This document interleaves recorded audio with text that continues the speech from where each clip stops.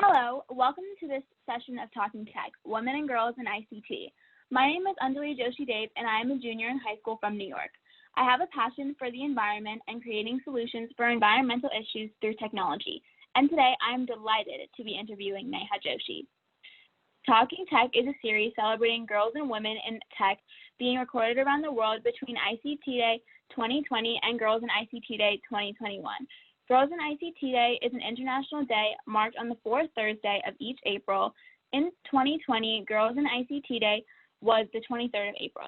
The objectives of Girls in ICT Day are to create a global environment that empowers and encourages young girls and young women to consider careers and studies in the growing field of information and communication technologies. The Talking Tech series is brought to you by the ITU, UNICC, and is in support of the Equal Global Partnership for Gender Equality in the Digital Age. To kick this session off, I'm going to introduce to you Neha Joshi. She leads the innovation organization at Accenture Security, co-authors a book founded Accenture's Global Digital Identity Governance Board, and so much more. She holds many roles and led to the creation of many advances in the technology industry. Welcome, Neha, and welcome to Talking Tech. Thank you for the time today. I'm looking forward to the discussion. To start off, being the first to hold the position of Innovation Organization at Accenture Security, leading the creation of the patented Velocity Identity Program, and being a member of Chief, a private network focused on connecting and supporting exceptional female leaders, and so much more. Were there any obstacles getting in your way, and how did you face them and get through them? Hindsight can be 20/20, right? Looking back, I don't really think of much that I encountered as obstacles, but more of road bumps. I was always forging new paths. So I actually created many of my roles. As you mentioned, I'm our first group innovation officer at Accenture Security. That never existed before, right? So I implemented new ways of working that hadn't existed. So there was some resistance as I was going through those different processes because I wasn't fitting the mold, right, of what actually already existed. You mentioned the Velocity Identity Program. I had some resistance there when we'd be producing status reports on our investments that we had. And my status report would have one thing on it, which was the Velocity program. And I would get some pushback from leaders saying, hey, you need to fill this out. You need to put in much more that you're doing on your status. And I'd say, I'm fully solving one problem rather than trying to partially solve a lot of smaller problems, which was very different than what they were doing. We also had, we were starting a new initiative in another part of my business, and I started asking a lot of questions around the value proposition, the buyers, why were we doing it? And I was taken aside and said, stop asking questions, get in line with this approach. This is what leadership wants to do. And ultimately, those questions actually led to the downfall of that initiative, right? The answers to those questions and not having them at that time, right? So some of those types of things were kind of some of the resistance, I'd say, rather maybe than obstacles, I'd say resistance that I faced as I was creating some of these newer models. I also dealt with other things that, honestly, many of us did at the time, like harassment and being marginalized as a woman in technology. I was lucky that they rarely caused enough friction for me to stop me from actually going after my goals. And reflecting back on one of the things that I did to help me with that was that I basically found some allies and advocates for me in those situations. So if I was dealing with a harassment situation with a coworker, having somebody else who was slightly more senior to me that helped add another voice behind mine, as well as another set of eyes into the situation so that it could be resolved gracefully. That's amazing. And I love how you, instead of saying obstacles or something that would have such an immense power over you, you use words like bumps in the road or resistance, which I think really shows how strong you are as being a woman in technology. I think that's amazing that you chose that type of vocabulary. So another question is, what is a piece of advice you would have given your past self when starting in this industry? Yeah, I'll give you two. And the first one's one actually advice I did get, and that is to get out of your own way and ask for what you want. So kind of don't be afraid of your own voice. So one of my sponsors actually had to tell me that after a meeting. So I hadn't really said a word during the meeting, and then I came to him afterwards with a list of my thoughts on the topics that were discussed so that he could, figure out what to do with them. And he basically told me, we aren't paying for your time to sit quietly in the room. We're paying for you and your point of view, your perspectives to participate in a meeting, to discuss it with all of us. I mean, he said it much nicer than that, but that's basically what it boiled down to. And I wish I'd known that earlier in my career. So that's one of the things I would say. The second, and this is what I say very frequently to the people I mentor and counsel now, find your own superpowers and then own them. Those are two separate pieces. So find out what you're good at. What is effortless to you that's harder for others? And then use those skills and traits to grow, to find new opportunities, to open doors for yourself. And then you let those powers, when you do that, you let those powers become a part of your brand, right? And when I say brand, I mean not because, not social media brand, more about like what you're famous for, right? Within your organization, within your network, what people come to you for, because then you get to build on your strengths rather than trying to fit into a box, which, as I've already told you, is not something I'm great at doing. I feel like advice always hits you, and then in the past you're like, wow, I wish I would have followed that. And I think that's all about growth. And I think like without growth, then you're kind of just stuck in the same spot the whole time, and you can't reflect on anything and be like, I've changed, or I've brought a new trait to myself, or I found something new about myself. So what are one of the most important things you learned about yourself and in general throughout this whole journey of your career, as I bet it's been filled with so many accomplishments and letdowns and a mix of so many things? So about myself, I'd say I learned that I'm slightly obsessed with making an impact. So whether that's on creating a new kind of patented new AI algorithm, which is very exciting, and being able to see what it can do, how it can help organizations reduce their risk, how it can help just change an industry really. Or if it's looking at how, working with a young woman who's early in her technology career, similar to you, Anjali, right? And saying what would help them to broaden their path and to be able to get more out of what they're trying to do. So I think one thing I've learned about myself is I really am very focused on impact, on what's the actual outcomes of my work.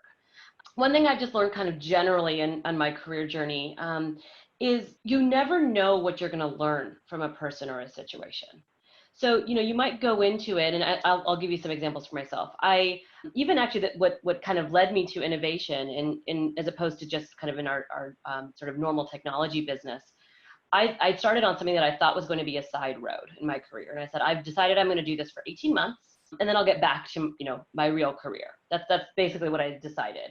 And that ended up creating a whole new journey in my career and opened up new avenues, new doors. There's also, people, right? People who seemed like they should be peripheral ended up changing not only my career path, but also my whole perspectives on the world, right? So I think one thing I've really learned just is kind of going in with an open mind and humility as you go into new situations, in that, plans don't really mean anything, right? And you can't guess what you're going to get from a conversation from somebody, because there's so much out there that we don't know. So just kind of having that, that openness, I think, is really important in a career journey. I feel like listening to people's like life stories is so empowering, and it makes you feel less nerve-wracking and daunting that everyone kind of goes through the same thing, especially when they're starting out. Mm-hmm. So this is our last question.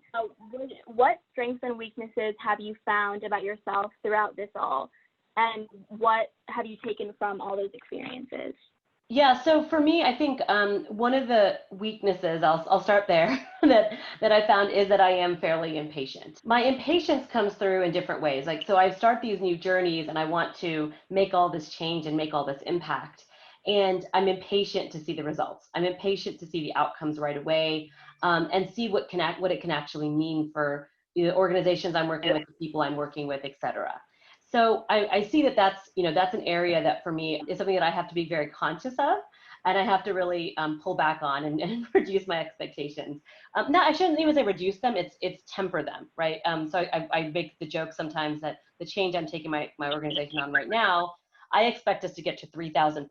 And that may well be true, we may do that, but I can't do 3,000% in 1 year. And we've probably already done about 60% of the change, which is a pretty big change in 6 months. But I'm always looking at that other 2,000 and something percent that I want to do. So I have to kind of temper my expectations on timelines for the change that I'm trying to do, because change is very hard. In terms of some of the strengths that I tap into, one of the things that I found that my organization tends to come to me a lot on is my ability to sort of draw people in to my visions. So I have these ideas that I want to do, and being able to articulate those both with kind of on a larger stage, so being able to present those ideas, but also on a kind of more individual and smaller group level through through the relationship building, basically, that I have done. To be able to use that to bring people along with the ideas and the concepts and get them inspired and get them to participate in the visions that I'm trying to actually come to life.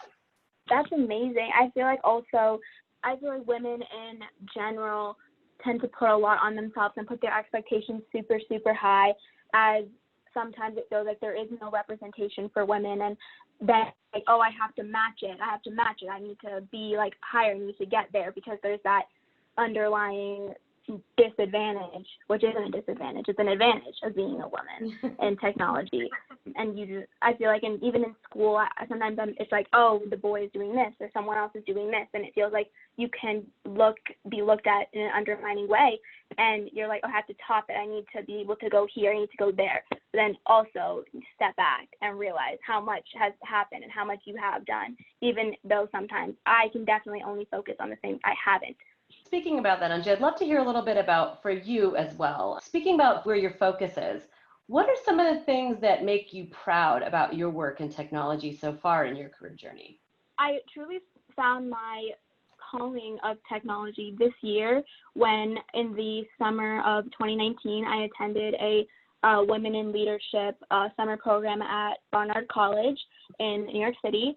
And it was such a mind-opening 2 weeks. I met such amazing people, and I found so many people that not only were young and being innovative, but ones like myself who wanted to be innovative and learn how to do all these things, but weren't at that level yet. And we met so many amazing teachers and mentors that I never had the experience to in regular public school, as that isn't the focus of high school, it's more geared towards university.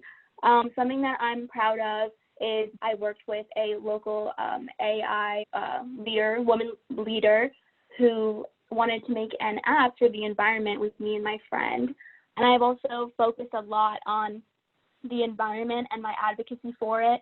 A lot of my friends are always like, oh, like that's you, like that's your passion.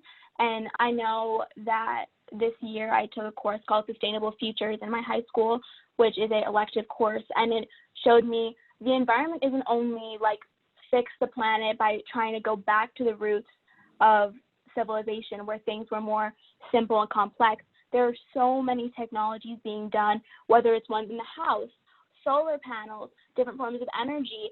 There are so many things being done in technology, especially for the environment as well, which even led me more to become more interested in the environment through technology. It's great to pull those things together, right? Seeing the purpose and then seeing them actually come to life in real tactical solutions, which is amazing. What's something that, you put me on the hot spot here. So what's something that you wish you'd known before getting into technology, or still wish you knew?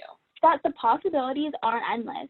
Like, because of the amazing community of women, of strong, powerful, smart, determined women, that there are people to help you, and technology is not just one thing. It's not just robots. It's not just computers or solar panels or fixing a house. There are so many things that haven't even been done, which is also, everyone is unique and everyone has their own passion, their own drive, their own opinion, and all of that together can create something amazing and something really useful to help fix our planet, and not just our planet alone, but help in different countries, like in Costa Rica with their improvements in sustainable technology. Yeah, no, absolutely. I always say that for me, the reason I kind of got into technology is more because I'm interested in solving problems. And I see technology as, kind of a powerful tool to have in your tool belt. But as you go through it, you find that it just keeps kind of expanding the edges of what's possible in the world, right? Look at what's going on today with AI, with quantum computing. So the more you get into it, there's more and more to uncover, and there's more solutions and opportunities, as well as more problems to fix. So it keeps giving that way. So what else? What's next for you, Anjali? What are any special projects? What's next for you? Next for me, I am also a junior, so that entails the college process. I am looking towards going to a university where I can study the environment and either a technology aspect of it or an engineering aspect or some kind of communication, something else that I think is really important to have in a university education. So I think that wraps up our session today for Talking Tech, Women and Girls in ICT. Thank you so much, Neha Joshi. I am really enjoyed our chat today, and thank you so much for our viewers for watching.